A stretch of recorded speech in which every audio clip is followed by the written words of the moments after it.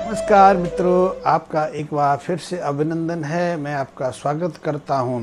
सामान्यतः हम यही मानते हैं, यही समझते हैं कि मृत्यु के साथ हमारे जीवन का अंत भी हो जाता है, और इसीलिए एक विश्वास प्रचलन में आ गया है कि जन्म के साथ हमारे जीवन की शुरुआत होती है, और जिस क्षण हमारे जीवन का अंत हो जाता है, हमारे जीवन की मृत्यु घटित हो जाती है, उसी दिन हमारा जीवन भी समाप्त हो जाता है। वैसे ये बहुत प्रचलित विश्वास है, लेकिन यथार्थ इसके बिल्कुल विपरीत है। ना तो हमारे जीवन के साथ हमारे जीवन की शुरुआत होती है, ना हम जन्म के साथ हमारा जीवन शुरू होता है, और ना मृत्यु के साथ हमारे जीवन की अंतिम घड़ी आती है। हाँ, ये निश्चित है कि जन्म और मृत्यु के बीच में हमारे शरीर का, जिस शरीर में हम जन्म लेते हैं, उसका अंत अवश्य हो जाता है, क्योंकि जन्म के साथ हम एक शरीर लेकर आते हैं, और जब तक हमारा शरीर स्वस्थ, सक्रिय और सामान्य व्यवहार करता रहता है, तब तक हम जीवन मानते हैं, और उसी शरीर का मृत्यु के साथ समापन नहीं होता है। लेकिन क्या हम मृत्यु के बाद समाप्त हो जाते हैं, या जन्म से पहले हमारा अस्तित्व नहीं रहता? क्योंकि माना तो यही आता है, विश्वास भी यही है, और यथार्थ भी यही है कि हम जन्म से पहले भी हमारा अस्तित्व रहता है, और मृत्यु के उपरांत हमारे जीवन का जो अस्तित्व बना रहता है, चाहे वो मृत लोक में रहो। मृत लोक में मृत आत्माएं रहती हैं, जिन्हें मुक्ति के लिए या आगे के जन्म के लिए इंतजार करना पड़ता है, और वो इंतजार प्रेत योनि में भी हो सकता है, देव योनि में भी हो सकता है। फिर ये एक अज्ञात संसार की घटना, अज्ञात संसार का चक्र शुरुआत हो जाती है। लेकिन इतना अवश्य है कि जन्म और मृत्यु में हमारे जीवन का अंत नहीं होता, हमारे शरीर का अंत होता है। क्योंकि मृत्यु के बाद हम जिस शरीर को लेकर अपने शरीर से अलग होते हैं, उस तत्व का बना रहता है, और इसीलिए जन्म मृत्यु का ये चक्र यथावत चलता रहता है। मृत्यु के उपरांत हमारे शरीर के अंदर से ये सूक्ष्म आत्मा या सूक्ष्म शरीर या सूक्ष्म अंश अलग होता है। उसके पास हमारी उस जीवन की पूरी स्मृतियां भी रहती हैं, क्योंकि यदि हमने जीवन में कुछ वासना पाली हैं, कुछ इच्छाएं पाली हैं जो हमारी अधूरी रही हैं, अपूर्ण रही हैं, तो उनको पूरा करने के लिए हमें एक नए जन्म का इंतजार रहता है। या फिर यदि हम अपने कर्मों से मुक्त हो रहे हैं, हमने जीवन के सारे कर्मों को भोग लिया है, तो शायद हम मुक्ति की तरफ भी अग्रसर होते हैं। इसलिए हमारे वैदिक प्रक्रिया, वैदिक जीवन पद्धति में एक विशेष प्रक्रिया का निर्धारण किया गया है, जिससे जन्म लेने वाली आत्मा मृत्यु के उपरांत अपने कर्मों से मुक्त हो जाए, और फिर वो एक नए लोक की यात्रा कर सके। वैसे तो मृत्यु तो प्रतिदिन घटित होती है। जब हम नींद में होते हैं तो भी मृत्यु जैसी घटना घटित होती है, क्योंकि जन्म के उपरांत हम नई चेतना लेके आते हैं, नया जोश लेके आते हैं, नई सद्बुद्धि लेके आते हैं, और नई कार्य क्षमता से नए जीवन की शुरुआत करते हैं। इसलिए बचपन हमारा बहुत स्फूर्तिवान होता है, बहुत अद्भुत रहता है, कल्पनाओं से भरा रहता है, और जीवन में बहुत कुछ करने की तरफ हम व्यस्त रहते हैं, अग्रसर होते हैं। लेकिन जैसे जैसे हमारा जीवन आगे बढ़ता जाता है, हम किशोरावस्था से प्रौढ़ावस्था में प्रवेश करते हैं, या प्रौढ़ावस्था से हम वृद्धावस्था की तरफ प्रवेश करते हैं, हमारा जोश ठंडा पड़ने लगता है। ये निश्चित हम देखते हैं। इसी तरह जब हम रात्रि को नींद से सुबह जागते हैं तो हम तरोताज़ा होते हैं, लेकिन दोपहर के बाद हमारे शरीर में निर्मलता या कमजोरी का एहसास होने लगता है।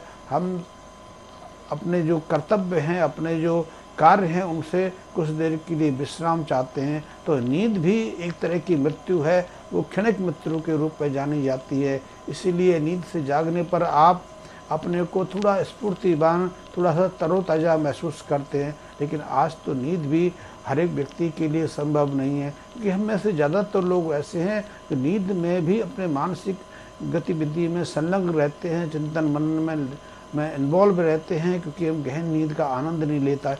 यदि हम गहन नींद का आनंद लें तो शायद हम बीमार भी ना पड़ें, क्योंकि नींद उस जो विकार शरीर में पैदा होते हैं, जो शरीर में शिथिलता आती है, उससे मुक्ति का एक बहुत सुगम साधन है, ये प्राकृतिक प्रक्रिया है। नींद हमें हमारी जो कमजोरी, निर्बलता या जो हमारे शरीर के अंदर जो जो विनाश का या उतार चढ़ाव या खंडित होने की प्रक्रिया चलती है, उसको दोबारा से दुरुस्त और मरम्मत करने का अवसर होता है। लेकिन आज तो नींद भी हर व्यक्ति के लिए सहज संभव नहीं है, इसलिए नींद में भी हम ज़्यादा गहरे से नहीं जानते। नींद में भी सचेत रहते हैं, चिंतन मन में लगे रहते हैं, या हम किसी चिंता का, किसी समस्या का हल खोजने के लिए रहते हैं। इसलिए हम में से ज़्यादातर लोग सुबह अपने आप को स्वस्थ भी अनुभव नहीं करते, और नींद गहन ना आने के कारण हम न केवल बीमार पड़ते हैं बार बार, बल्कि हमारी जो रोग प्रतिरोधक क्षमता है वो भी निर्बल होती जाती है। हम बुढ़ापे का शिकार बनते चले जाते हैं, या जो पहले बुढ़ापे के रोग होते थे वो आज हमारी जवानी में ही हम पे हमला करने लगते हैं। मृत्यु हमें बहुत सारी व्याधियों से, बहुत सारे कष्टों से परे ले जाती है, लेकिन निद्रा भी हमें हमारे जीवन के, हमारे दिन के जो बहुत सारे ऐसे प्रतिकूल क्षण होते हैं जो हमें दुख और दर्द देने वाले होते हैं, उनसे उभरने का एक अवसर होती है। और इसी अवधि में हमारा शरीर भी स्वस्थ हो जाता है, क्योंकि हमारे शरीर के अंदर जितने भी क्रियाएं दिन भर चलती रहती हैं उसमें क्षणिक विनाश की प्रक्रिया शुरू होती है, या हमारी पेशियां थक जाती हैं, या फिर अनावश्यक पदार्थ हमारे शरीर में पैदा होते जाते हैं। उनको संतुलित करने के लिए, उन्हें पुनः सामान्य अवस्था में लाने के लिए नींद सर्वोत्तम साधन है। नींद हमें आरोग्यता, हमें स्वस्थ रखने की एक प्रक्रिया है जो हमें प्रकृति ने या परमात्मा ने हमें उपलब्ध कराई है। इसी तरह जब हम अपने जीवन से उकताने लगते हैं, जीवन हमें या हमारी जीवन अवधि हमें क्षीणता की तरफ ले जाती है, हम वृद्धावस्था की तरफ प्रवेश करते जाते हैं, तब हमारी जो इंद्रियां हैं वो शिथिल और कमज़ोर पड़ने जाती हैं। ऐसे में हमें मृत्यु की आवश्यकता होती है, ताकि हम तरोताज़ा होकर एक नया जीवन लेके फिर से आ सकें। लेकिन ना तो आप नींद का अवसर ले पाते हैं, ना आपको नींद का आनंद मिलता है, लेकिन आप योग निद्रा के माध्यम से नींद का आनंद ले सकते हैं। और यदि मृत्यु के बाद का जीवन देखना है, क्योंकि उस पर हमारा कोई बस नहीं चलता, नींद के क्षणों में हम बेहोशी में चले जाते हैं। वैसे आजकल तो एक और प्रचलन शुरू हो गया है कि किसी अस्पताल में या किसी व्यक्ति को एक गंभीर अवस्था में हम लेके जाते हैं, तो वहाँ डॉक्टर्स जो स्वास्थ्य विशेषज्ञ हैं सबसे पहले उस आईसीयू में रख के उन्हें सेडेशन देते हैं, उन्हें बेहोशी की दवा देते हैं ताकि वो नींद में चले जाएं। और फिर ऐसे अधिकांश व्यक्तियों की मृत्यु उस नींद की, उस बेहोशी की अवस्था में चली जाती है। इसलिए अस्पताल में भर्ती जो मरीज है, जो रोगी है, वो अपने परिवार के साथ में अपने दिल की, अपने जो मन की बातें हैं वो बांट नहीं सकता। इसलिए ज़्यादातर लोग आज अपनी वासनाओं को, इच्छाओं को लेकर ही अस्पताल से सीधे मृत्यु को प्राप्त हो जाते हैं। लेकिन यदि आप मृत्यु के क्षणों में होशपूर्ण रहें तो आप मृत्यु के बाद के जीवन को स्मरण रख सकते हैं, उसमें देख सकते हैं। इसे हम अज्ञात चेतना का जगत कहते हैं। एक ऐसी चेतना, इस ऐसे जो अज्ञात क्षेत्र का स्थान कहते हैं, जिसमें बहुत सारी जो यहाँ से गई हुई आत्मा निवास करती हैं या मृत आत्माएं अपना अस्तित्व बनाए रखती हैं, उसको जान सकते हैं। क्योंकि जितना हम आज अपने संसार को देखते हैं, जितना ज्ञात संसार है, उससे हजारों गुना अज्ञात संसार है। और यदि हम ध्यान की अवस्था को पालें, मृत्यु के बाद हम बेहोशी में रहते हैं, तो हमें उस अज्ञात संसार के बारे में, उस अज्ञात जगत के बारे में कोई जानकारी नहीं रहती। लेकिन यदि हम स्वेच्छा से ध्यान की अवस्था से अपने को उस गहन चेतना की अवस्था में ले जाएं, क्योंकि ध्यान हमें हमारे जो चेतना है उससे परे ले जाता है, चेतना के क्षणों से अचेतन संसार में ले जाता है। और इसी के दौरान हम उस अज्ञात अचेतन संसार का भ्रमण भी कर सकते हैं, अनुभूति भी ले सकते हैं, उसके बारे में जान सकते हैं, और तभी हम एक दूसरे संसार के बारे में कुछ बता सकते हैं। तो ध्यान मृत्यु जैसी एक अवस्था है। मृत्यु से हम संसार में अपने आप नहीं लौट सकते, क्योंकि हमारी ना तो कोई इच्छा रहती है, ना हमारे उस सूक्ष्म शरीर पर कोई नियंत्रण रहता है। हमारा सूक्ष्म शरीर शरीर से, स्थूल शरीर से निकल जाता है और दोनों के का संबंध टूट जाता है। लेकिन ध्यान एक ऐसी अवस्था है जिसमें हम अपने शरीर से परे जाके उस अज्ञात संसार को देख सकते हैं, उसकी अनुभूति ले सकते हैं, या फिर वहाँ का जो ज्ञान विज्ञान है उसके बारे में जानकर उसमें पारंगत हो सकते हैं और उससे बहुत सारा लाभ भी उठा सकते हैं। तो ध्यान हमारे लिए एक ऐसी अवस्था उपलब्ध कराता है जिसमें मृत्यु के उपरांत जो जीवन की शुरुआत होने वाली है, हम उसकी जानकारी ले सकें, उसका अवलोकन ले सकें। लेकिन ध्यान में आप कैसे जा पाएंगे, क्योंकि ध्यान के बारे में तो ज़्यादातर कोई लोग जानते नहीं।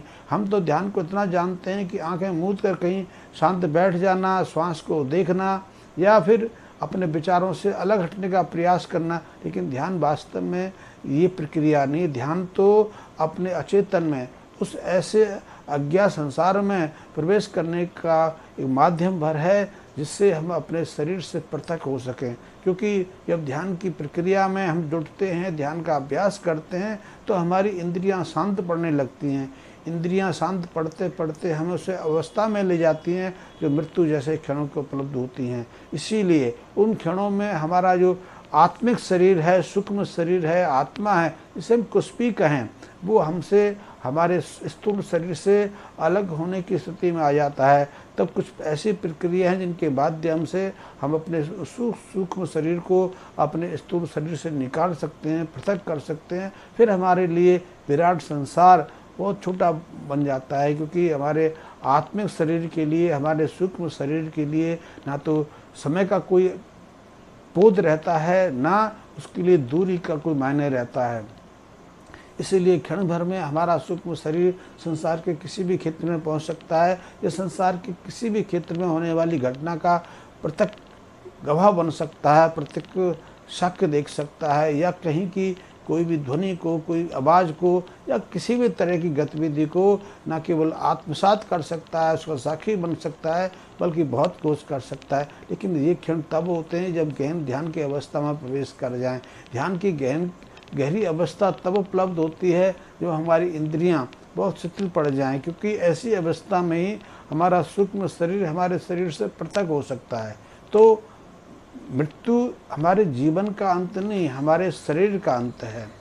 और यदि हमें शरीर की वो मृत्यु जैसी उपलब्धि, मृत्यु जैसी अनुभूति किसी और माध्यम से हमें उपलब्ध होने लगे, तो निश्चित रूप से मृत्यु के बाद के जीवन को हम देख सकते हैं, जान सकते हैं। और आज इस क्षेत्र पर मृत्यु के उपरांत का जो अज्ञात संसार है उसको जानना, समझना और उससे अनुभव लेने के लिए बहुत सारे इंस्टीट्यूट्स में, बहुत सारे शोध संस्थान में कार्य चल रहा है। इसको हम परामनोविद, जिसको पैरासाइकोलॉजी विज्ञान कहते हैं, परामानसिक शोध कहते हैं। ये एक अद्भुत संसार है, अद्भुत विज्ञान है, और ये निश्चित रूप से अब आने वाले वर्षों में पूरे संसार के सामने प्रकट होने वाला है, जिसे हमारे मनीषियों ने, हमारे पूर्वजों ने हजारों वर्ष पहले जान लिया था। यद्यपि हमारे देश में इस परामानसिक विज्ञान पर ज़्यादा शोध, ज़्यादा चिंतन मनन अध्ययन नहीं हो रहा है, लेकिन यदि आप इसमें रुचि रखते हैं तो आपके लिए एक बहुत बड़ा विस्तृत विषय बन सकता है। क्योंकि इस अज्ञात संसार जो ज्ञान विज्ञान है वो ज्ञात संसार से हजारों गुना व्यापक है।